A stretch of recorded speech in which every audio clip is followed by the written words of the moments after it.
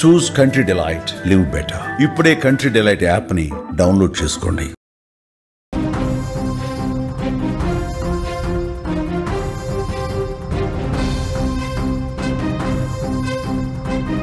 Breaking news చూస్తున్నాం. కిస్మత్పూర్ మహిళ హత్య కేసులో మిస్టరీ వీడింది. కళ్ళు మత్తులో మెట్రో పిల్లర్ వద్ద కూర్చున్న మహిళను ఆటోలో తీసుకెళ్లి అత్యాచారం చేశారు డ్రైవర్సు. ఆ తర్వాత ఆమెపై మరో 2 అత్యాచారం చేశారు. 2 ఆటోల్లో 3 అత్యాచారం చేశారు. మహిళ ప్రతిఘటించడంతో కర్రతో దాడి చేసినట్టుగా తెలుస్తోంది. దెబ్బలకు తట్టుకోలేక ఆ మహిళ చనిపోయింది. చెట్ల పొదల్లో పడేసి ఆ తర్వాత వెళ్ళిపోయినట్టుగా సమాచారం వస్తోంది.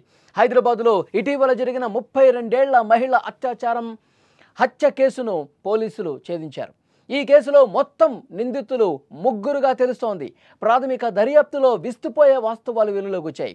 ఒంటరిగా ఉన్న మహిళను చూసి మానవత్వాన్ని పూర్తిగా మర్చిపోయారు. సామూహిక అత్యాచారానికి పాల్పడి చివరికి ఆమె ప్రాణాలు తీసినట్లుగా పోలీసులు విచారణలో తేలింది. ఈ నెల 16వ తారీఖున కిస్మత్పూర్ వంతెన సమీపంలో ఒక గుర్తు తెలియని మహిళ మృతదేహాన్ని పోలీసులు కనుగొన్నారు. ఆమె పరిస్థితి చూసి అత్యాచారం చేసి హత్య చేశారని అనుమానించారు. అనంతరం మృతదేహాన్ని పరిశీలిస్తే ఆమె నాంపల్లిలోని ఆగాపురానికి చెందిన గృహిణిగా గుర్తించారు. ఆమె ఈ నెల 14న కల్లు కాంపౌండ్కి వెళ్ళి కళ్ళు తాగింది. ఆ మత్తులోనే పిల్లర్ నెంబర్ 143 వద్ద కూర్చుంది. అప్పుడే లంగర్ హౌస్ ప్రశాంత్ నగర్కు చెందిన మేకా దుర్గారెడ్డి అనే ఆటో డ్రైవర్ అక్కడికి వచ్చాడు. ఒంటరిగా ఉన్న ఆమెను చూసి తన ఆటోలో బలవంతంగా ఎక్కించుకున్నాడు. మొదట దుర్గారెడ్డి ఆమెను ఆటోలో సాతురాయి సమీపంలోని కేఎల్సిసి ఫంక్షన్ హాల్ దగ్గరకు తీసుకెళ్లాడు. అక్కడ ఆమెకు బిర్యానీ కొని ఇచ్చాడు. ఆమెపై అత్యాచారానికి పాల్పడ్డాడు. ఆ తర్వాత ఆమెను ఆరాంఘర్ ఎక్స్ రోడ్లోని పిల్లర్ నెంబర్ 306 వద్ద దింపేసి వెళ్ళిపోయాడు. ఆరాంఘర్ ఎక్స్ రోడ్లో బాధితురాలు ఒంటరిగా ఉండటాన్ని గమనించిన టోలీ చౌకీకి చెందిన మరో 2 ఆటో డ్రైవర్లు గులాం దస్తగిరి ఖాన్, మహమ్మద్ ఇమ్రాన్ ఆమె దగ్గరకు వచ్చాడు. ఈ 2 కలిసి బాధితురాల్ని మళ్లీ బలవంతంగా అద్దె ఆటోలో ఎక్కించుకున్నారు. అక్కడి నుంచి ఆమెను బుద్వేల్ మీదుగా కిస్మత్పూర్ వంతెన వద్దకు తీసుకెళ్లారు. ఆ తర్వాత అక్కడంతా కూడా చెట్ల పొదలు కనిపిస్తున్నాయి, గ్రీనరీ కనిపిస్తోంది. అసలు నిర్మానుష ప్రదేశం అనమాట. అసలు అక్కడ ఎవరూ లేరు. ఇదే సరైనటువంటి స్థలం అని చెప్పి భావించి ఆటో డ్రైవర్లు ఆ పొదల్లోకి తీసుకెళ్లారు, ఈడ్చుకెళ్లారు. సామూహిక అత్యాచారానికి పాల్పడ్డారు. బాధితురాలు వారిని తీవ్రంగా ప్రతిఘటించింది, ఆగ్రహం వ్యక్తం చేశారు. ఆ తర్వాత ఈ ఆటో డ్రైవర్స్ కర్రలు తీసుకుని ఆమెను ఇష్టం వచ్చినట్టుగా కొట్టారు, చిత్రహింసలకు గురి చేశారు. మాటల్లో చెప్పటానికి వీలు లేనంతగా, అసలు చెప్పలేము అంత దారుణంగా దాడి చేసినటువంటి పరిస్థితి ఉంది. కర్రలతో విపరీతంగా కొట్టడం, దాడి చేయటం, హింసకు గురి చేశారు. ఈ దాడిలో ఆ దెబ్బలకు తాళలేక ఆమె అక్కడికక్కడే ప్రాణాలు కోల్పోయింది. ఆ తర్వాత ఆ కీచకులు, ఆ మృగాలు మృతదేహాన్ని చెట్ల పొదల్లోనే అలాగే వదిలేసి అక్కడి నుంచి పారిపోయారు. 2 రోజుల తర్వాత అటుగా వెళ్లిన స్థానికులు మృతదేహాన్ని చూసి పోలీసులకు సమాచారం ఇచ్చారు. కేసు నమోదు చేసుకున్న పోలీసులు మొదటగా ఈ కేసు ఇంత డిలే కావడానికి గత వారం జరిగితే 5-6 రోజుల పాటు సమయం పట్టడానికి పోలీసుల ఇన్వెస్టిగేషన్ టైం తీసుకోవటం. ఎందుకంటే ఆ బ్రిడ్జ్ దగ్గర ఎటువంటి సీసీ కెమెరాలు లేవు.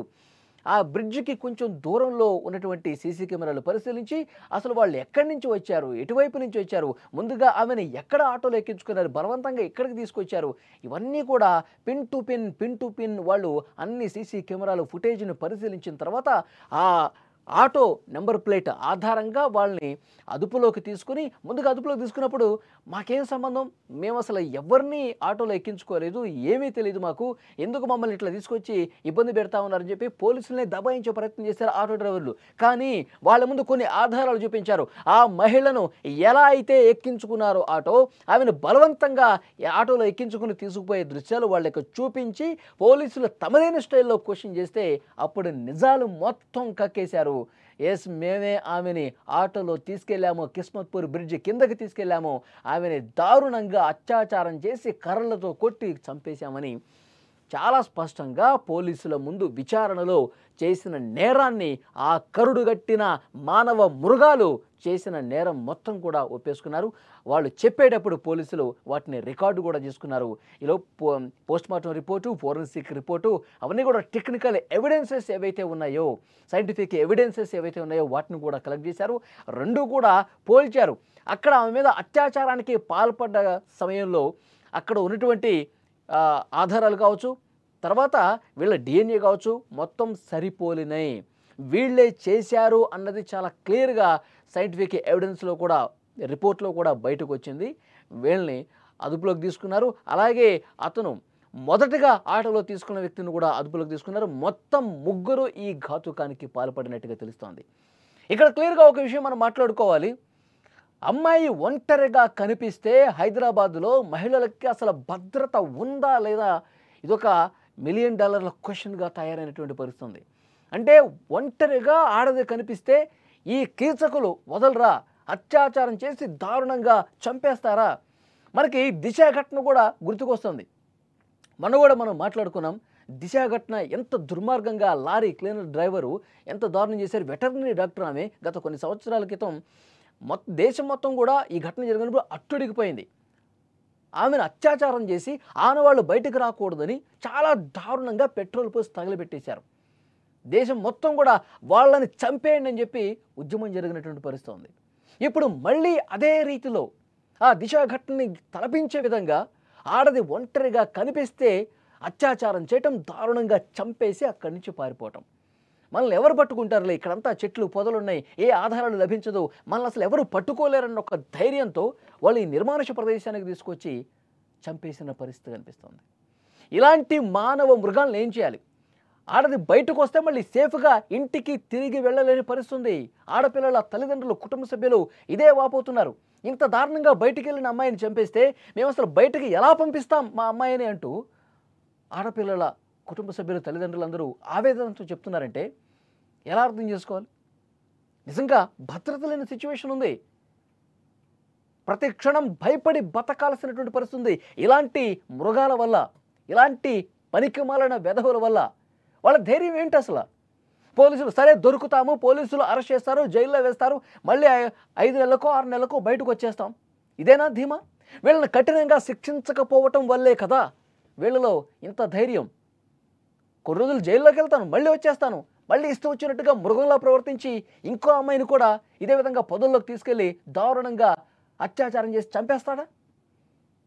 సరైనటువంటి శిక్షలు లేకపోతేనే కదా ఎవడైనా ఇలాంటి దుర్మార్గుడు ఇలాంటి పని చేస్తే నడి రోడ్డు మీద వాడిని ఉరి తీయాలి, నడి రోడ్డు మీద వాడిని కాల్చి చంపాలంటున్నారు బాధిత కుటుంబ సభ్యులు ఇదే చెప్తా ఉన్నారు.